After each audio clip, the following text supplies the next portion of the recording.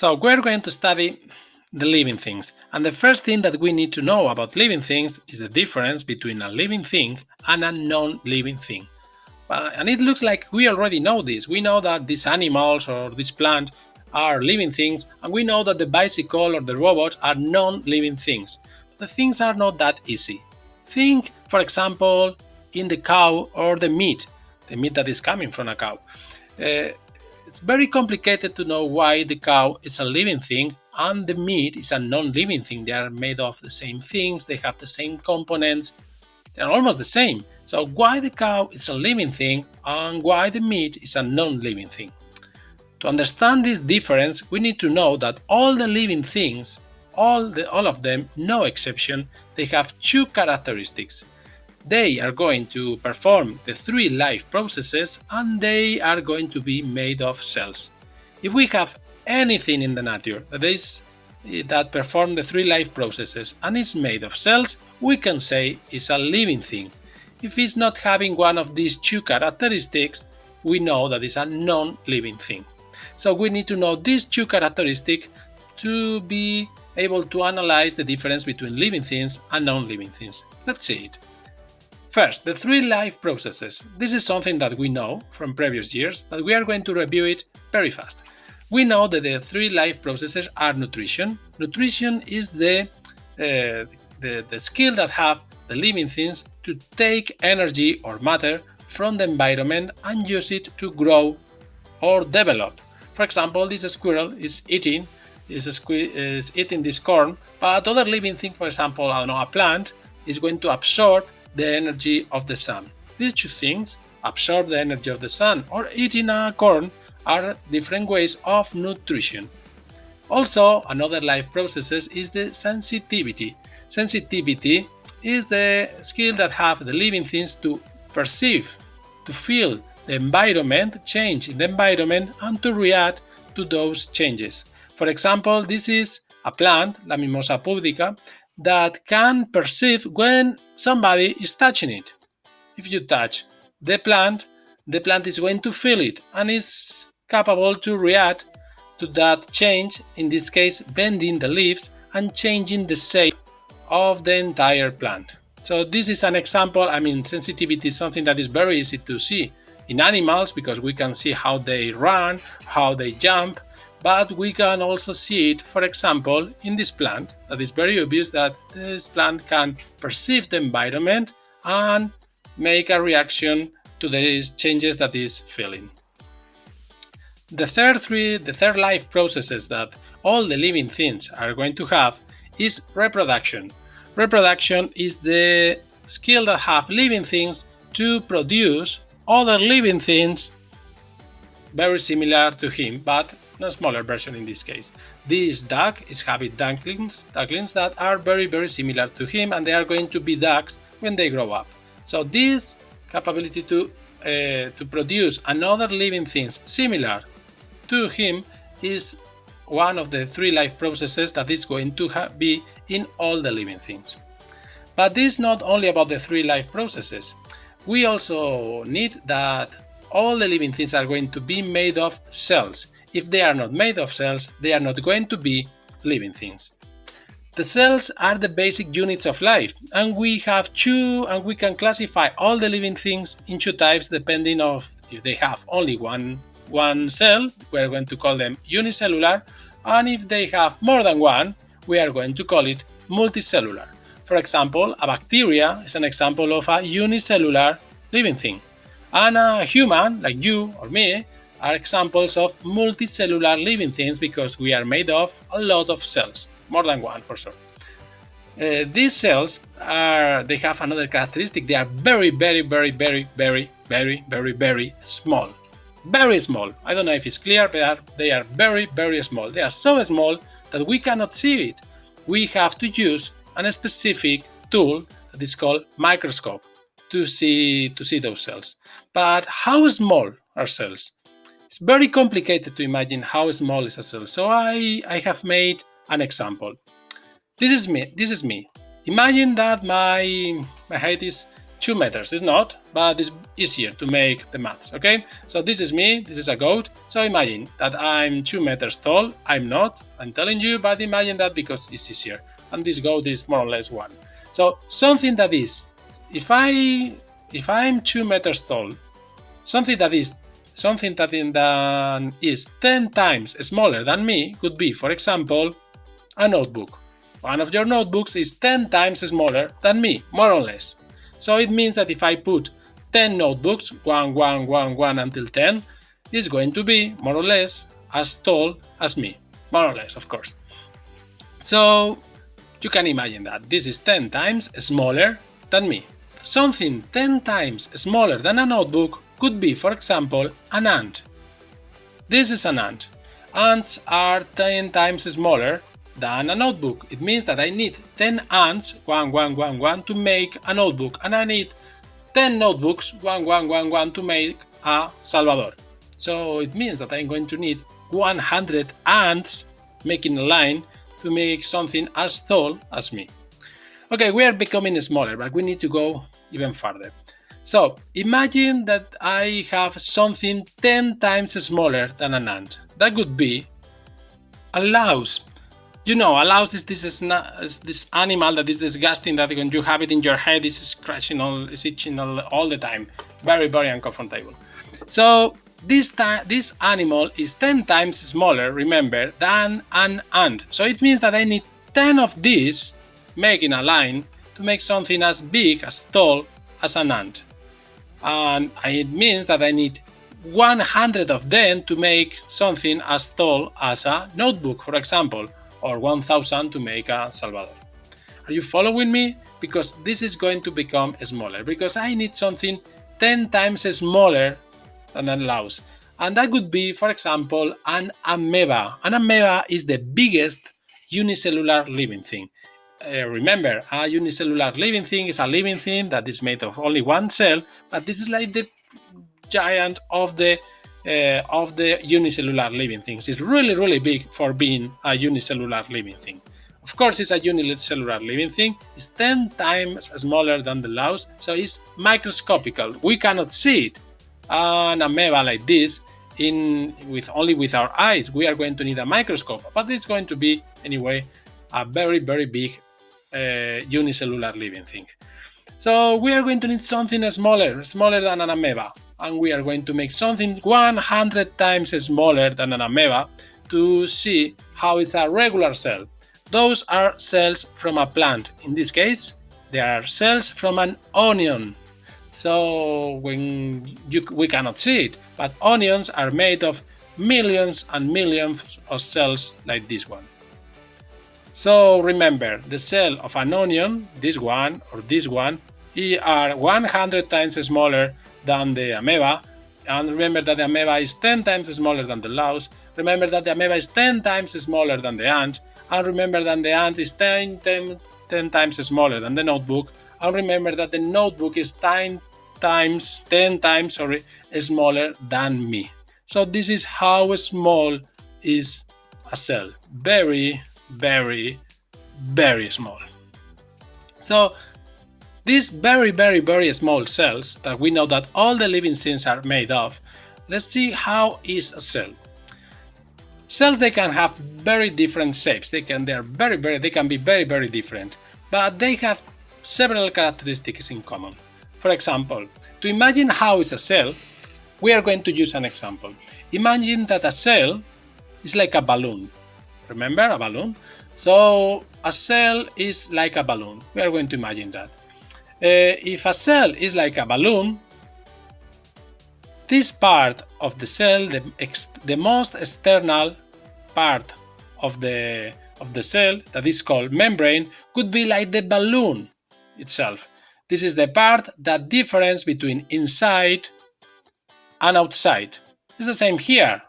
The balloon is what makes possible that we have air or water inside and air and water outside, that they are different. So if we take out the membrane or the balloon, what is going to happen? That everything breaks. So it's a very, very important part. So we have this layer, the external layer, that is making a difference between inside and outside, also in the balloon or in my cell. And imagine now, guys, that in this balloon is filled with water, not with air. Imagine that it's filled with water, like a water balloon that you use in summer when it's very hot. So my cell is also going to be filled by water. It's going to have a lot of water inside. It's not water exactly. It's called, all the water, all this liquid that we have inside of the membrane is called cytoplasm. This is the name. Cyto means cell in Latin, and plasm means liquid in Latin. So cytoplasm means liquid from the cell. Very easy name if you know Latin. So it's not water exactly, but it's a jelly-like substance. It's like jelly, is like, and the composition is very similar to water.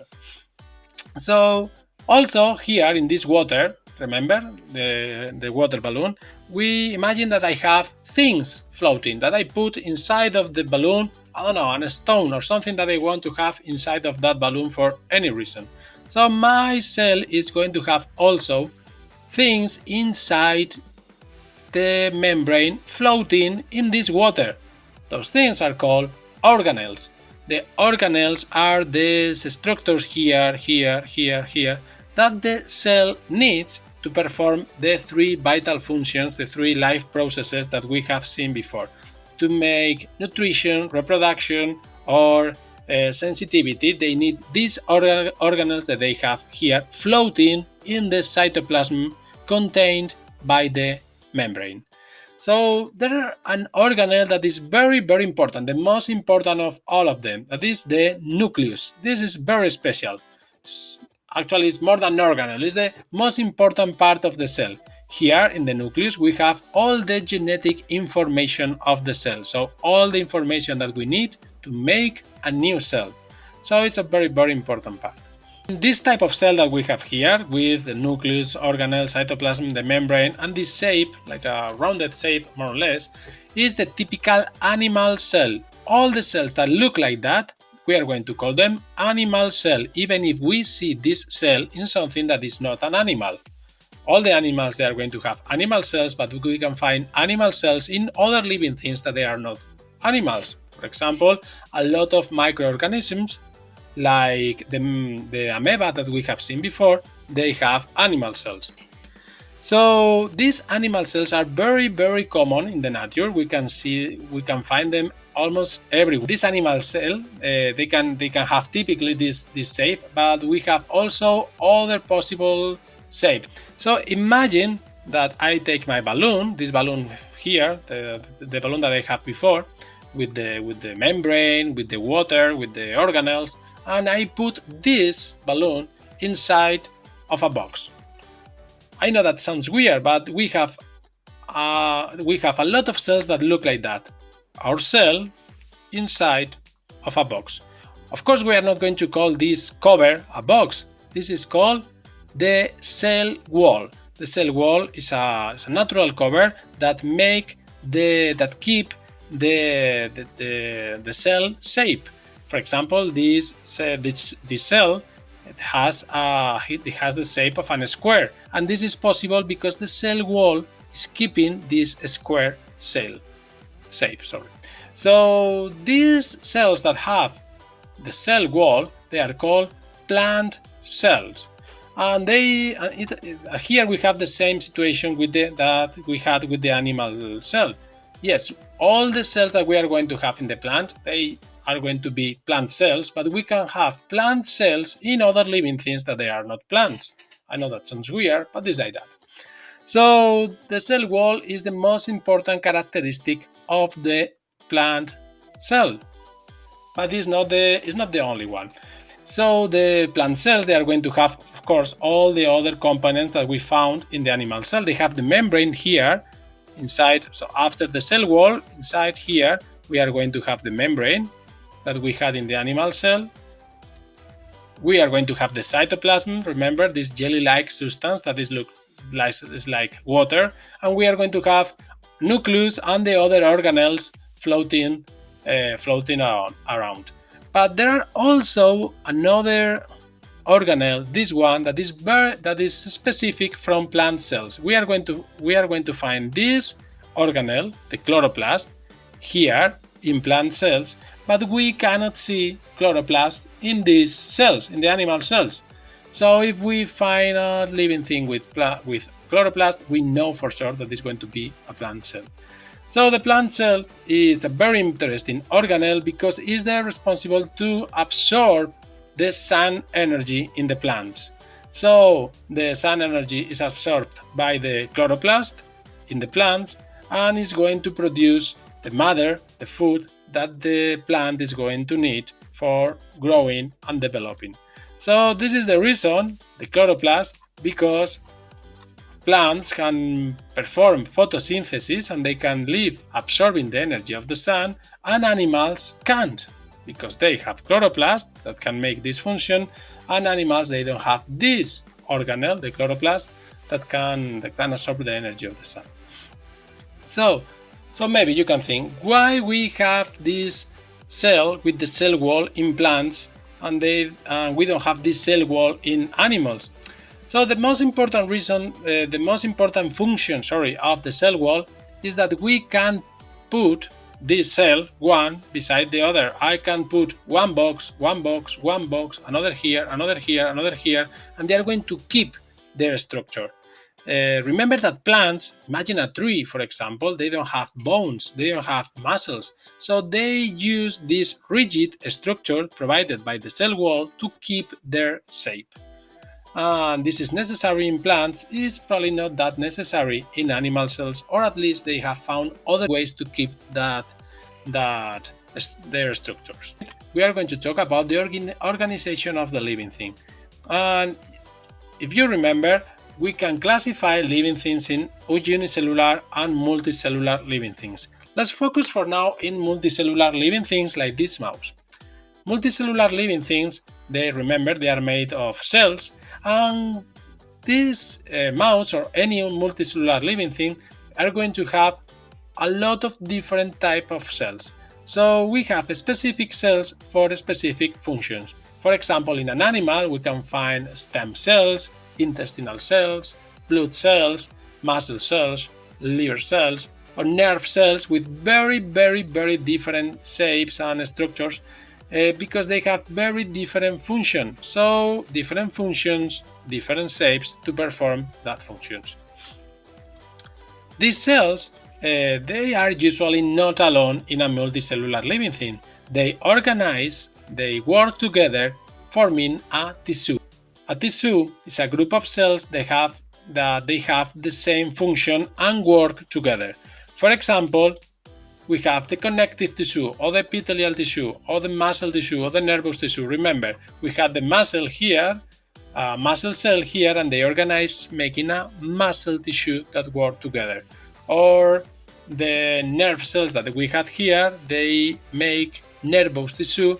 That this means that they are working together. Or the skin that we have in our bodies is just a tissue made of a lot of cells, epithelial cells, working together, forming an epithelial tissue. So these tissues, they organize themselves, making organ. An organ is a group of tissues with the same function that are working together. So for example, when we have the heart, in a heart we have different type of muscle tissues working together, or the brain we have different nervous tissue working together. So a lot of different tissues that work together performing the same function is an organ.